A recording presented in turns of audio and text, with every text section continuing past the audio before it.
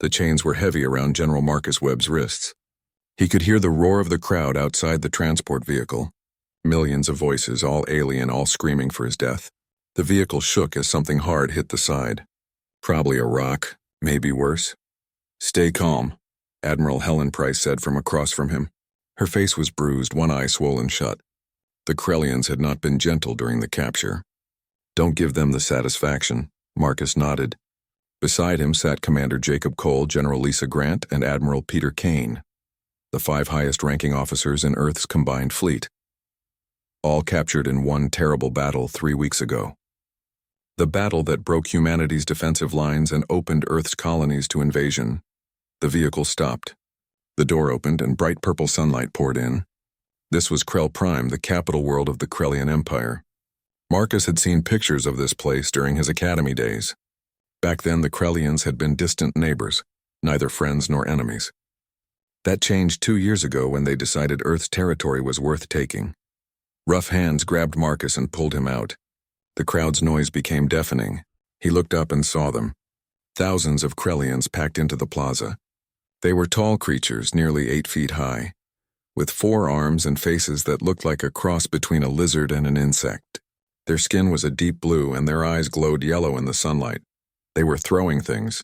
Rotten food, waste, broken pieces of metal. A piece of something wet and foul hit Marcus in the face. The crowd laughed. He wiped it away and kept walking. The guards pushed the 5 humans forward, making them walk through the center of the plaza toward a raised platform. On the platform stood 5 wooden structures. Gallows. Marcus felt his stomach turn cold. He had known this was coming, but seeing it made it real. The Krellians were going to hang them. Not just kill them, but hang them like common criminals. And they were going to broadcast it across the entire empire. "People of the Krellian Empire," a voice boomed across the plaza.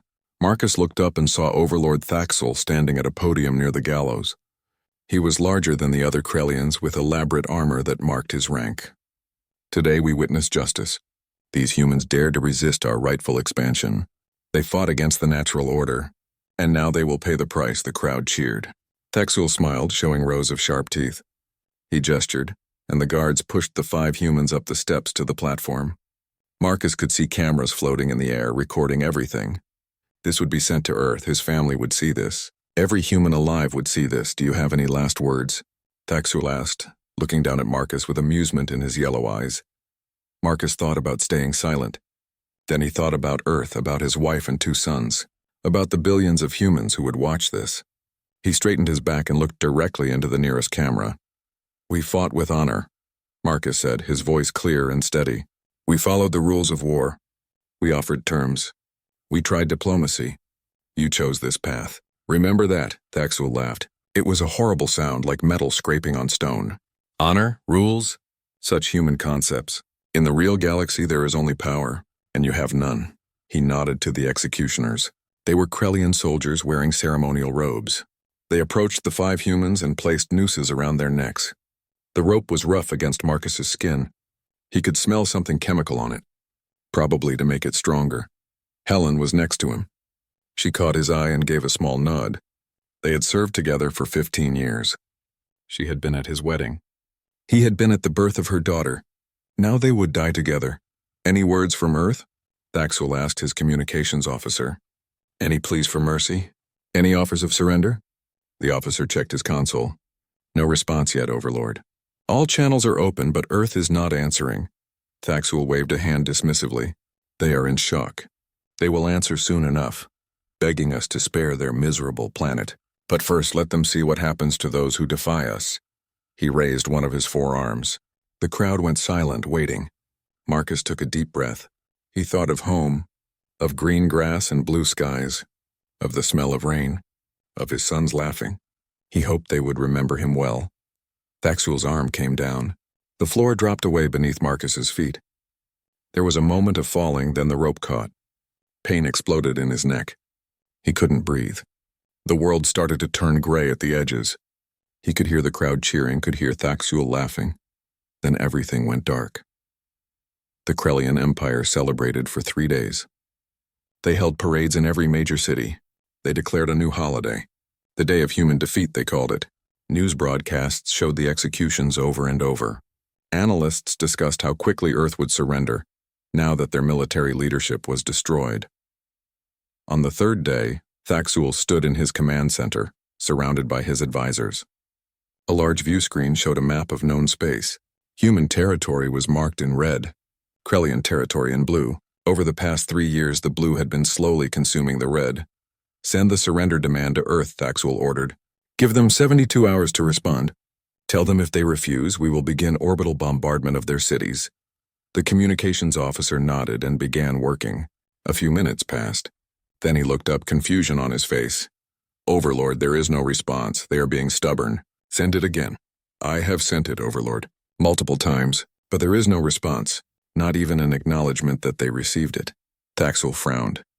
What do you mean? All communication channels to Earth are open. We can send messages, but nothing comes back. No responses, no broadcasts, no traffic at all. Earth has gone completely silent. One of the advisors, Admiral Vexkarn, stepped forward. He was older than most Krellians in the room, with scars from many battles. Perhaps they are planning something. Thaxul turned to him. Planning what? We have destroyed their fleet. We have killed their leaders. What could they possibly plan? I have studied human history, Vexkarn said carefully. They are dangerous when cornered. They have a saying, beware the fury of a patient man. Perhaps we should be cautious. Thaxul laughed, though it sounded less confident than before. Cautious of what? They are beaten. This silence is the silence of defeat. They are probably arguing among themselves about who should surrender. Give them time. They will answer soon enough. But as the hours passed, Earth remained silent. And in that silence, something was growing. Something the Krellians did not expect and could not imagine. The humans were not arguing. They were not panicking. They were not preparing to surrender. They were preparing for war. Real war, total war. The kind of war humanity had hoped never to fight again. The kind of war they knew too well from their own bloody history. The Krellians had laughed at the gallows. They had celebrated their victory. They had no idea what was coming. No idea that their laughter would be the last sound they would enjoy for a very long time. Earth was silent, but it would not remain silent forever, and when humanity spoke again, the galaxy would tremble. 7 days had passed since the executions. Admiral Vexkarn stood in the intelligence center, staring at reports that made no sense. Every screen showed the same thing. Empty colonies, silent outposts, no human signals anywhere within 200 light-years of Krellian space. Show me the Centauri mining colonies again, he ordered. A younger officer brought up the surveillance footage. Vexkarn watched as Krellian scout ships approached the 3 massive mining stations orbiting Centauri B. The stations should have held over 50,000 human workers. They were some of the richest mining operations in human space, pulling rare metals from the asteroid field. The scout ships docked. Soldiers entered. The footage from their helmet cameras showed empty corridors. Clean, well-maintained, but completely empty. No people, no personal belongings, no equipment. Even the mining drones were gone. The stations were just hollow shells. How is this possible?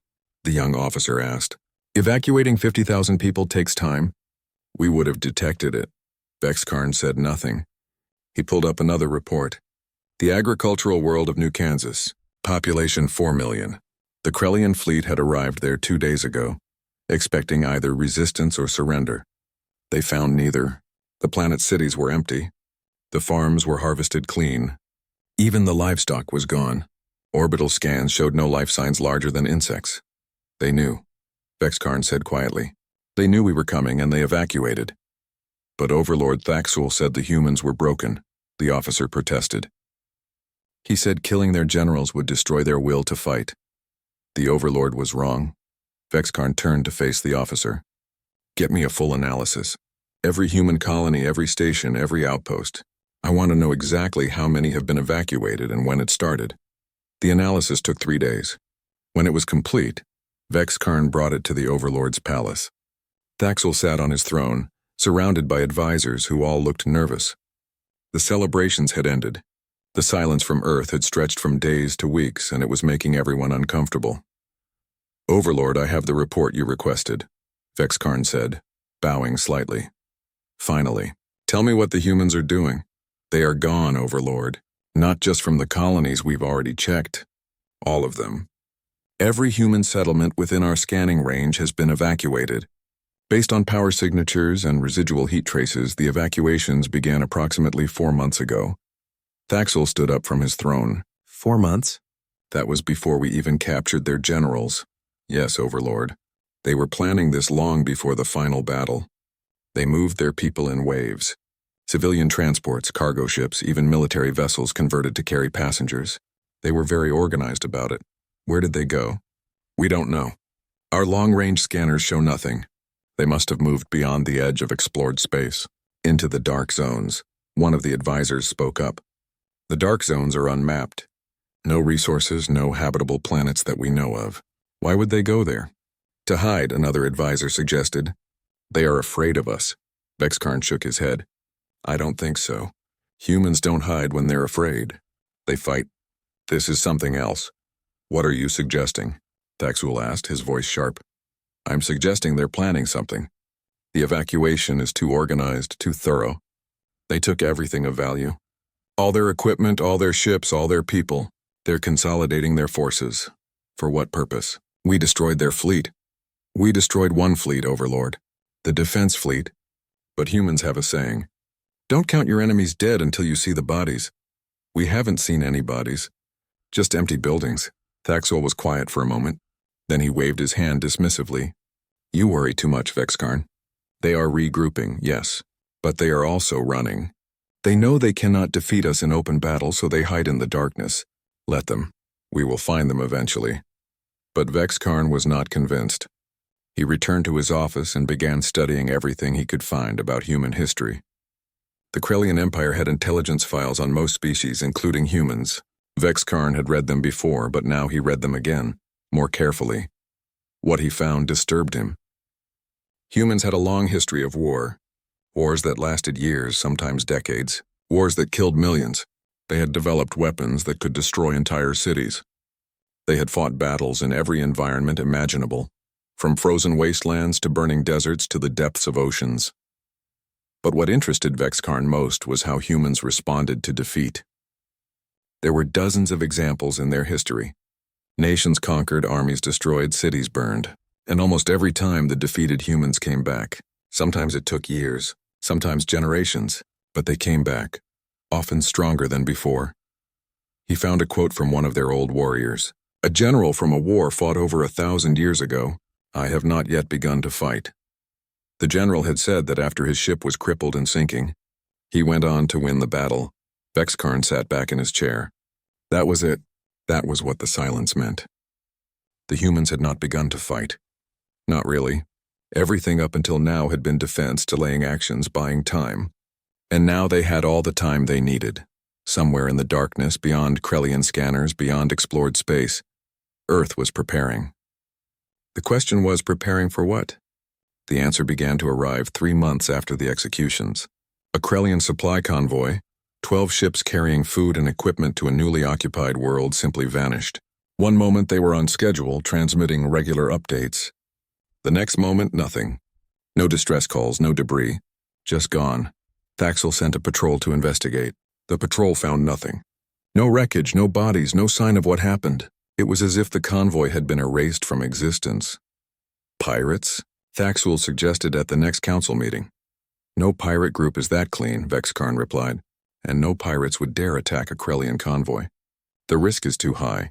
Then what happened to them? I think the humans happened to them. Impossible. We would have detected human ships, would we? We've been assuming human ships look like they did before. Large, easy-to-detect broadcasting identification codes. What if they've changed? What if they've developed new technology? Thaxul didn't want to hear it. He ordered increased patrols and better security. But the disappearances continued. 2 more convoys vanished. Then a patrol ship. Then an entire outpost on the edge of Krellian space went dark. When reinforcements arrived, they found everyone dead, but no sign of who killed them or how. The security footage from the outpost was the most disturbing part. Vexkarn watched it alone in his office. The footage showed Krellian soldiers at their posts. Everything normal. Then the lights flickered. When they came back on, human soldiers were there. Not the humans from before. These were different. They moved faster, reacted quicker. Their armor was black and seemed to absorb light. They had weapons that fired silent pulses of energy. The battle lasted less than 3 minutes. The Krellian soldiers didn't stand a chance. The humans moved through the outpost like ghosts, killing everyone they found with cold efficiency. Then they placed some kind of device in the command center and left. The device erased all the computer systems, wiping every bit of data. Before the footage cut out, one of the humans looked directly at the camera. The face was human, but the eyes were different. They glowed slightly in the darkness like an animal's eyes. The human raised a hand and gave a simple gesture, a wave. Then the footage ended. Vexkarn felt something he hadn't felt in years. Fear. Real fear. These were not the same humans who had fought the defense battles. These were something new, something dangerous. He went to Thaxul again. Overlord, we need to talk about the humans. What about them? They're conducting guerrilla attacks. It's annoying, but it's not a real threat. It is a threat. A serious one. They're testing us. Learning our patrol routes, our response times, our weaknesses, and they're doing it with technology we can't detect and soldiers we can barely fight. What do you suggest? Negotiate. Offer them terms. Before this gets worse, Thaxul's face darkened. Negotiate with them? After we've come this far? No, we will crush these attacks. We will find their hiding place and destroy it. The Krellian Empire does not negotiate from a position of fear. Then we should at least prepare for a real war. Call back our fleets, fortify our positions, and show weakness to the entire galaxy? No, we will continue as planned. Vexkarn left the palace knowing his warnings had been ignored. He returned to his office and began preparing his own plans. If Thaxul wouldn't listen, then Vexkarn would have to prepare on his own. That night, another outpost went dark. This time the humans left a message. It was broadcast on all frequencies, lasting exactly 10 seconds. You wanted war. Now you have it. The voice was human, male, calm, not angry or afraid, just stating a fact. Then the transmission ended. In the darkness beyond explored space, Earth's fleets were growing. Shipyards worked without stopping. Factories produced weapons, armor, and supplies. And the humans themselves were changing, adapting, becoming something new, something built for war. The silence was ending, and when it ended, the galaxy would learn why you should never push humans too far, never back them into a corner, and never ever laugh at their dead. Captain Ryan Brooks checked his helmet display one more time. All systems green. His team of 12 was ready. They crouched in the cargo bay of a stealth ship so advanced that even its crew sometimes forgot where it was. Outside the hull, 300 meters away, a Krellian military station rotated slowly in space. 2 minutes to insertion. The pilot's voice came through his earpiece. It was Admiral Claire Dixon personally flying this mission. She was one of the new breed of officers, promoted quickly after the old leadership was killed. She had been a fighter pilot before. Now she commanded humanity's most secret weapon, the Ghost Fleet. Copy that, Ryan replied. He looked at his team. They were all enhanced now. Genetic modifications that made them faster and stronger. Cybernetic implants that let them share thoughts in battle. Neural interfaces that connected them to their weapons and armor. The United Earth government had approved programs that would have been illegal just a year ago. But these were not normal times. Remember, Ryan said to his team, we're sending a message. Clean, fast, professional. No unnecessary killing. The team nodded. They had all volunteered for the enhancement programs. Some had lost family in the war. Others were just angry about the executions. All of them wanted revenge, but they were disciplined enough to follow orders. The ship shook slightly as it matched velocity with the station. Ryan felt the artificial gravity shift as they prepared to jump. His armor's computer showed him the station's layout, the guard positions, the security systems, all mapped from weeks of surveillance, 30 seconds. Good hunting, Captain. Claire's voice was steady. Ryan stood and moved to the airlock. His team formed up behind him. The door opened and they jumped into space. For a moment, there was nothing but stars and silence. Then Ryan's armor fired small thrusters, guiding him toward the station. His team followed, 12 black shapes moving through the darkness. They landed on the station's hull without a sound. Ryan placed a device on the airlock. It hummed quietly, hacking the security codes. 5 seconds later, the door opened. They moved inside. The station's gravity caught them as they entered. Ryan led his team through corridors that matched the map in his display. They moved fast but carefully. Their armor made them nearly invisible, bending light around them. Unless someone looked very closely, they were just shadows. They found the first guard post. 3 Krellian soldiers armed but relaxed. They didn't expect trouble this far from the front lines. Ryan held up his hand and his team stopped. He didn't want to kill these 3 if he could avoid it. The mission was to reach the command center and steal data, not to start a massacre. One of his team members, a woman named Katie Wells, moved forward. She was the tech specialist. She placed a small device on the wall.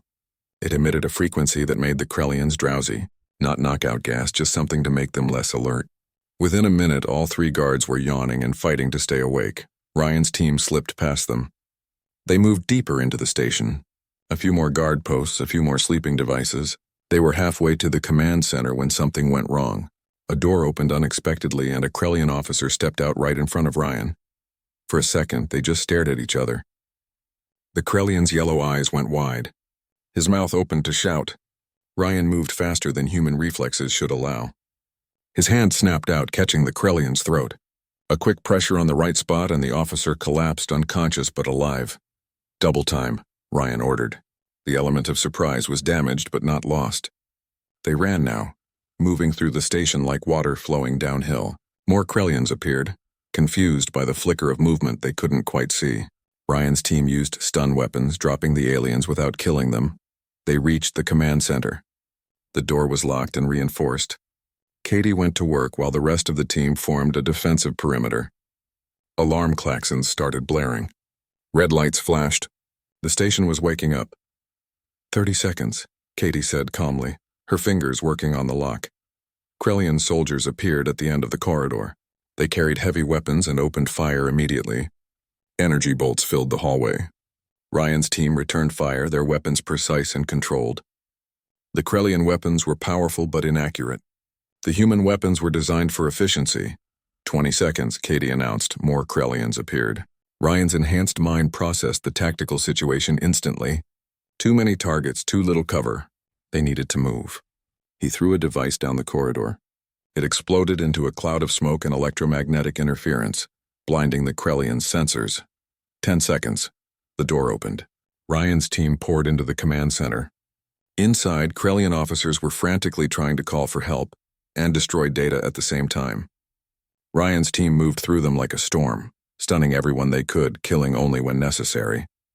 Katie reached the main computer and plugged in her device. Downloading everything. 2 minutes. We don't have 2 minutes, Ryan said. The station was fully alert now. He could hear heavy footsteps approaching. Reinforcements were coming, probably in armor. 1 minute 40 seconds, Katie said, not looking up. Ryan's team fortified the door. They set up portable shields and prepared their weapons. When the Krellian heavy assault team arrived, they were ready. The battle was short and brutal. The Krellians had numbers and firepower. The humans had speed and precision. Bodies fell on both sides. 30 seconds, Katie called out. Ryan felt something hit his shoulder. A Krellian energy bolt had gotten through his armor. Pain flared, but his enhanced body was already flooding his system with medical nanites, stopping the bleeding and dulling the pain. He kept fighting. Done, we have everything. Move, Ryan ordered. They fell back through a secondary exit, one that Katie had unlocked while downloading. The station's corridors were full of Krellians now, all searching for the intruders. But Ryan's team knew the layout better than the station's own crew. They moved through maintenance tunnels and cargo bays, always one step ahead. They reached an emergency airlock. Outside, Claire was waiting with the stealth ship. They jumped into space again, and the ship caught them with a tractor beam pulling them into the cargo bay. All aboard, Claire's voice came through. Jumping in 3 seconds. The ship vanished from normal space, leaving the Krellian station behind. Inside the cargo bay, Ryan took off his helmet and checked his team. 2 injuries, both minor, no deaths. He allowed himself a small smile. The mission was a success. Admiral Claire Dixon met them in the debriefing room an hour later. She looked tired but satisfied. Good work, Captain. The data you retrieved is valuable. Intelligence says it contains fleet movements and defense codes. What's the next target? Ryan asked. Something bigger. We're not just doing raids anymore. Command wants to send a real message. Show the Krellians that we're not defeated. We're just getting started. Over the next 3 months, Ryan's team and dozens of others like it conducted raids across Krellian space. They hit supply depots, communication stations, military bases. Each raid was perfectly planned and executed. Each one left the Krellians more confused and frightened. The Krellians started calling them ghosts. Human soldiers who appeared from nowhere, completed their mission and vanished before reinforcements arrived. Rumors spread among the Krellian military. Some said the humans had made a deal with dark forces. Others said they had discovered ancient technology. The truth was simpler but more frightening. Humanity had decided to stop holding back. Admiral Vexkarn studied reports of the ghost attacks from his office. He had been right about the humans preparing something, but even he hadn't expected this. The humans had changed themselves, modified their bodies and minds to become better warriors. It was something the Krellian Empire would never do. Their culture valued natural form and strength, but humans didn't have that limitation. They were willing to change anything, sacrifice anything to win. That made them dangerous in a way Vexkarn had never encountered before. He brought his concerns to Thaxul once again. Overlord, the ghost attacks are not random. They're strategic. The humans are taking out our supply lines, our communication networks, our advanced warning systems. They're preparing for a major offensive. Thaxul looked older than he had 6 months ago. The stress of the war was showing. What do you recommend? Pull back our forces. Consolidate our defenses. Prepare for siege warfare instead of expansion. If we pull back, we show weakness. Other species will see it. They might rebel or attack us. If we don't pull back, the humans will destroy us piece by piece. Thaxul thought about this for a long moment. Then he shook his head. No, we will stand firm. The humans are conducting guerrilla warfare because they cannot face us in open battle. When they finally reveal their main fleet, we will destroy it. And if their main fleet is stronger than we expect, then we will learn to adapt, just as they have. But adapting takes time, and time was something the Krellian Empire no longer had. Deep in hidden space, Earth's new fleet was almost ready. Ships built with technology that made the old vessels look like toys, weapons that could punch through any shield, and crews that were connected, enhanced, unified in purpose. Admiral Gregory Stone stood on the bridge of the Vengeance and watched his fleet assemble. 300 ships, each one a masterpiece of human engineering. They hung in space like predators waiting to strike. No running lights, no unnecessary transmissions, just silent, deadly readiness. All ships report ready, Admiral, his first officer said. Commander Linda Hayes had served with Gregory for 2 years, back when they were fighting the defensive war. She had survived 3 battles that should have killed her. Now she was here for the offensive that would change everything. Signal the fleet, Gregory said. Operation Reckoning begins now. The fleet moved as one. 300 ships accelerating toward Krellian space, toward a target that would shake the Empire to its core. Krell 7, a heavily defended sector with 3 billion Krellian citizens and one of their most powerful defensive fleets. It was supposed to be impenetrable. The Krellians had been building its defenses for 50 years. Humanity was going to take it in 6 hours. The journey took 2 days at faster than light speeds. During that time, Gregory reviewed the plan over and over. Every ship had a role. Every captain knew their target. The coordination required was incredible, but humans had proven they could work together when necessary. The enhancements helped. Every officer in the fleet had neural implants that let them share information instantly.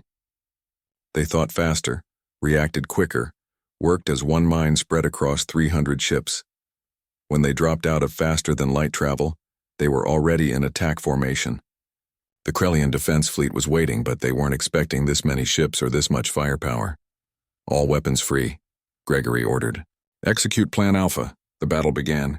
Human ships moved through space with grace that seemed impossible for vessels their size. They had new engines, new designs, new tactics. The old human fleet had been built for defense, meant to hold ground and absorb damage. This fleet was built for attack, meant to strike hard and never stop moving. The Krellian defensive fleet outnumbered them 2 to 1. It didn't matter. The human weapons were better. Human shields were stronger. Human targeting computers were faster. Within the first hour, 50 Krellian ships were destroyed or disabled. The humans had lost 3. They're falling back to the planet, Linda reported. Trying to use the orbital stations for cover. Let them. Target the military installations only. Civilian areas are off limits. This was important. Gregory had been very clear in his orders. They were here to break Krellian military power, not to kill civilians. Every targeting computer in the fleet had safeguards. Weapons would not fire on civilian structures. Humanity was angry, but they were not monsters. The battle moved to orbit around Krell 7. The planet was beautiful, with blue oceans and green continents. 3 billion Krellians lived down there. They were watching the battle from their cities, seeing their mighty fleet being torn apart. "Broadcast the evacuation warning," Gregory ordered. Linda nodded and activated the communication system. A message went out in the Krellian language, transmitted to every device on the planet. "Attention citizens of Krell 7. This is the United Earth Fleet. We are targeting military installations only. Evacuate all military bases, weapons factories, and government buildings. You have 30 minutes. Civilian areas will not be harmed. This is your only warning." The Krellians had 30 minutes to decide if they believed it. Gregory hoped they would. He didn't want to kill civilians, but he would destroy every military target on that planet if necessary. The countdown began. Gregory watched as his fleet systematically destroyed the remaining Krellian ships. Some tried to run. His ships chased them down. Some tried to surrender. He accepted their surrender and took prisoners. Some fought to the last. He honored their courage even as he destroyed them. When the 30 minutes ended, the orbital bombardment began. Human ships fired on military targets with surgical precision. A weapons factory in the northern hemisphere went up in a fireball that could be seen from space. A military spaceport was reduced to rubble. Government buildings that housed military command centers were leveled, but the civilian areas remained untouched. Residential districts, schools, hospitals, all safe. This was the message Gregory wanted to send. Humanity could kill when necessary, but they chose not to when possible. They were better than the Krellians who had laughed at the gallows. The battle lasted exactly 6 hours and 14 minutes. When it was over, Krell 7's military infrastructure was destroyed, but civilian casualties were minimal. Most military personnel had evacuated when the warning came. Those who stayed and fought died, but they died as soldiers, not as victims of random slaughter. Gregory broadcast another message, this time to the entire Krellian Empire. "This is Admiral Gregory Stone of the United Earth Fleet. Today we have taken Krell 7. We did not want this war. We offered peace. You refused. You killed our leaders. You laughed at their deaths. Now you see the cost of that decision. We are not defeated. We are not broken. We are humanity, and we are done asking for peace. Now we are taking it." The message spread across the Empire within hours. The effect was immediate. Some Krellian worlds began to panic. Others prepared their defenses. The Krellian High Council convened an emergency session. Admiral Vexkarn attended, though he took no pleasure in being proven right. "We underestimated them," one council member admitted. "The humans are stronger than we thought." "They're more than strong," Vexkarn said. "They're determined, and they're smart. Did you see how they evacuated civilians before firing? They're not just fighting to win. They're fighting to prove they're better than us." "What do we do?" another council member asked. "We negotiate," Vexkarn said. "Before they take more worlds. Before more of our people die." But Thaxul was not ready to surrender. "We still have our main fleet. We still have our core worlds. One loss does not mean defeat." "It's not one loss," Vexkarn argued. "It's a symbol. Krell 7 was supposed to be impenetrable. If it can fall, anywhere can fall. Our people know this now. Fear is spreading. Then we will show them strength. We will gather our forces and strike back at Earth itself." Vexkarn wanted to argue more, but he knew it was useless. Thaxul would not admit defeat until he had no choice. The war would continue. Meanwhile, Commander Alan Foster was leading a Marine division on the ground. His job was to capture Krellian military prisoners and secure any important intelligence. He had 50 soldiers under his command, all enhanced like him, all ready for combat.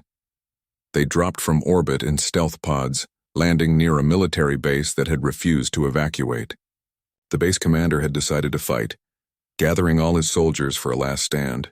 Alan respected that, even if he thought it was foolish. The battle was short. Alan's Marines were better trained, better equipped, and better coordinated. They moved through the base like ghosts, taking out defenders before they could react. Within an hour, the base was secured, and the Krellian commander was in custody. Alan brought the commander to an interrogation room. The Krellian was tall and proud, even in defeat. His armor was damaged, and he had a wound on one of his arms, but he held his head high. "I won't tell you anything," the commander said in broken English.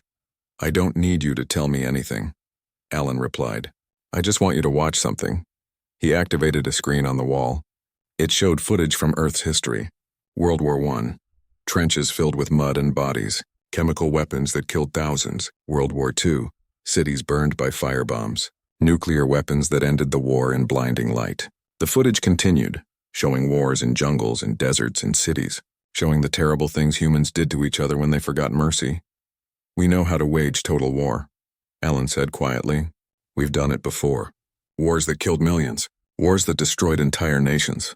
We know how to hate. We know how to kill without stopping. But we also know when to stop.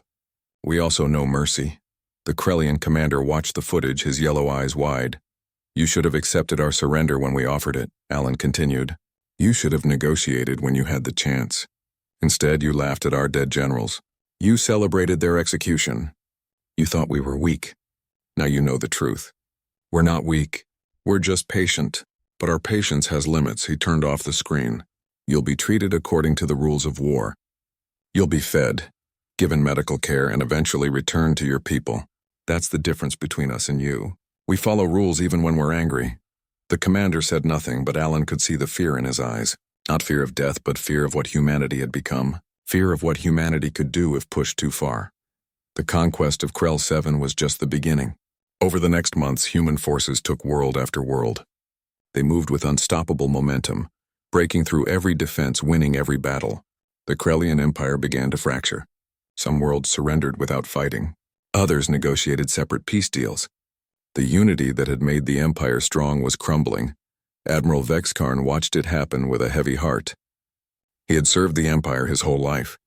He had fought in a dozen wars, but he had never seen anything like this. The humans were not just winning battles. They were winning the war for hearts and minds. Every world they conquered, they treated fairly. 2 years had passed since the executions. Admiral Gregory Stone stood on the bridge of the Vengeance and looked at the planet below. Krell Prime, capital of the Krellian Empire, the place where 5 human generals had been hanged while aliens laughed. The place where this war truly began. Now the sky above Krell Prime was filled with human ships. Hundreds of them, surrounding the planet like a metal cloud. The Krellian defense fleet had tried to stop them. That fleet was now debris floating in orbit. Open a channel to the planet, Gregory ordered. All frequencies. I want everyone down there to hear this. Linda Hayes worked the communications console. Channel open, Admiral. Gregory took a breath and began to speak. His words were transmitted to every screen, every radio, every device on Krell Prime. Billions of Krellians heard him. This is Admiral Gregory Stone of the United Earth Fleet. 2 years ago, you hanged our generals in your plaza. You broadcast their deaths across the galaxy. You laughed. You celebrated. You thought you had broken us. He paused, letting his words sink in. You were wrong. You didn't break humanity. You freed us from our restraints. You showed us that in this galaxy, mercy is seen as weakness. We won't make that mistake again. We have taken your worlds. We have destroyed your fleets. Now we are here at your capital and you cannot stop us. Gregory looked at the planet, thinking of Marcus Webb and the others who had died in that plaza. We could destroy this planet. We have the weapons. We have the justification. But we won't, because we are not you. We are better than that. Prepare for siege. We are coming down. The siege of Krell Prime began immediately. Human forces landed at strategic points around the planet. They moved with precision, taking control of spaceports, power stations, communication hubs. Krellian military forces tried to resist, but they were outmatched. The humans had 2 years of practice, 2 years of victories. They knew exactly what they were doing. Colonel Nancy Price led one of the ground assault teams. She was the granddaughter of Admiral Helen Price, one of the executed generals. Nancy had watched her grandmother's execution on a screen, had seen the Krellians laughing. She had volunteered for the enhancement program the next day. Now she was here in the capital city, hunting for the man responsible.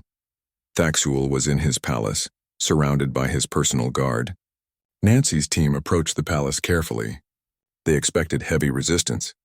What they found instead was surprising. The palace doors were open. The guards had abandoned their posts. Inside, the halls were empty. They found Thaxul in his throne room. He was alone, sitting on his throne, wearing his ceremonial armor.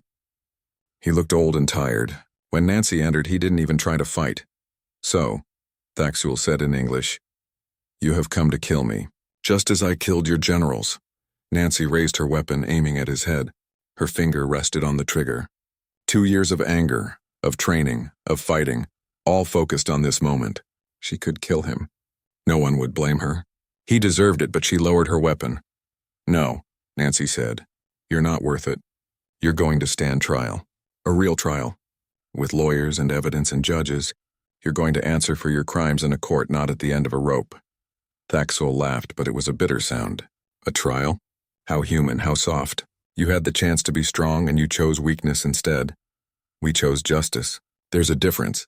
Nancy's team took Thaxul into custody. They put him in chains, the same chains he had put on human generals. They walked him through the plaza, the same plaza where he had staged the executions. But this time there was no crowd. The Krellian citizens stayed in their homes, watching from windows. They were afraid of what the humans would do. The occupation of Krell Prime took 3 days. When it was over, human forces controlled the entire planet. Not a single civilian had been killed. The humans had been ruthlessly efficient with military targets, but careful to protect everyone else. The trial began a month later. It was held in the same plaza where the executions had happened. But this time there was a courtroom set up.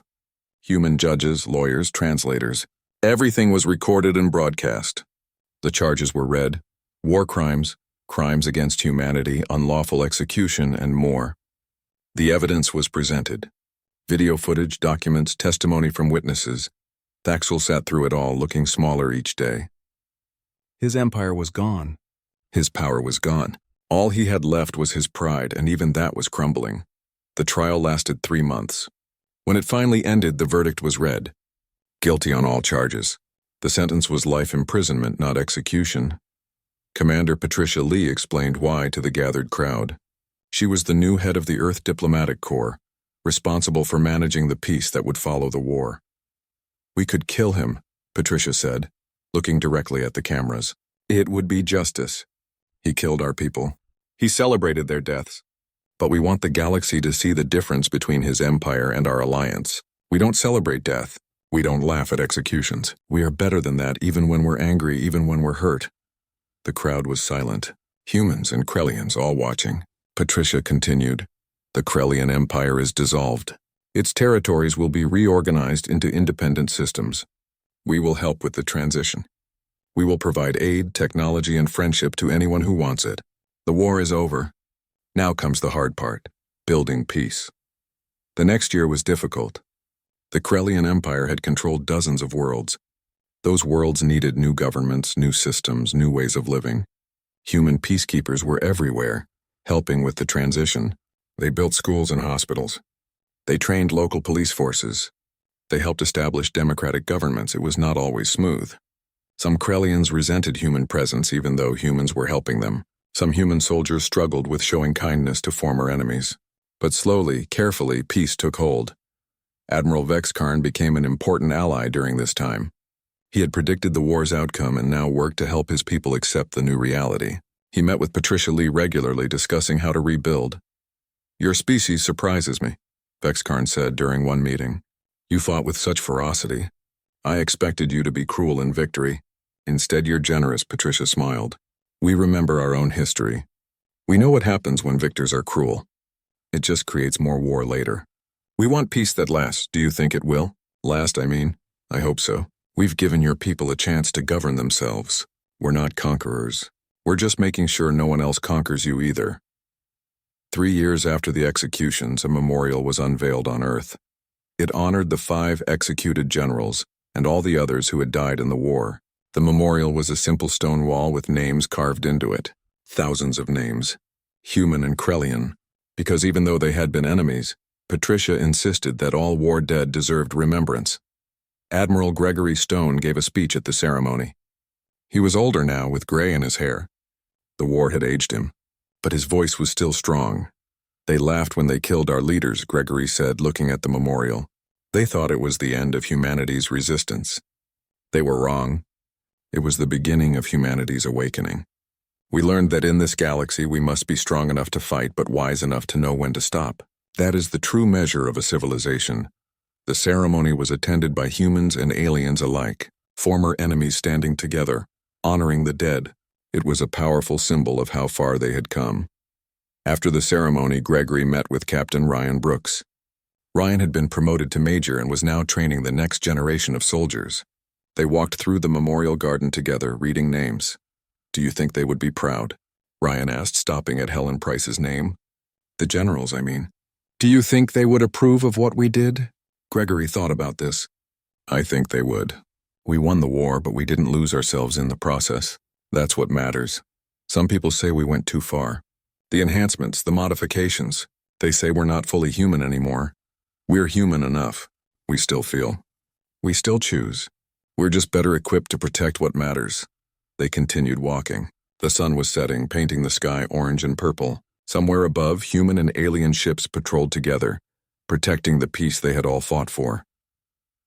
The final scene took place on a new exploration vessel. The ship was called the Unity, and it had a mixed crew. Humans, Krellians, and other species all working together. Captain Ryan Brooks stood on the bridge looking at the star map. They were heading to the edge of known space, looking for new worlds to explore. "Course set, Captain," his navigator said. She was a young Krellian named Tesheva, who had joined the crew because she wanted to see the galaxy beyond war. "Take us out," Ryan ordered. The ship jumped to faster than light speed, leaving the settled systems behind. On the bridge, the crew worked together smoothly. They had trained for months to reach this level of coordination, human and alien, working as one. Ryan thought about the war, about the executions, about everything that had happened. The Krellians had laughed at humanity's generals.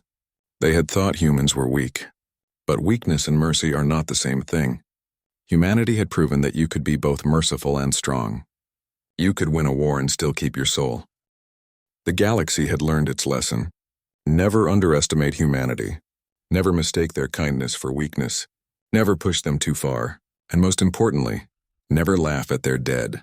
Because if you do, you might discover that humanity's greatest weapon is not their technology or their ships or their enhanced soldiers.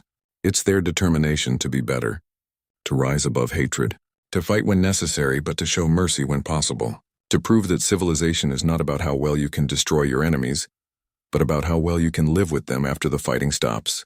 The Unity flew on into the darkness, carrying the flag of the new alliance. Behind them, human and Krellian worlds were rebuilding, learning from each other, growing stronger together. The war was over. The laughter had stopped. And in its place was something better, something hopeful. Humanity had emerged from the fire not just stronger but wiser. They had learned that true strength comes not from the ability to destroy, but from the choice to rebuild. The galaxy watched them now with respect instead of contempt. And no one, not anywhere in known space, was laughing at humanity anymore. The war that began with executions and laughter ended with justice and hope. And that perhaps was the greatest victory of all.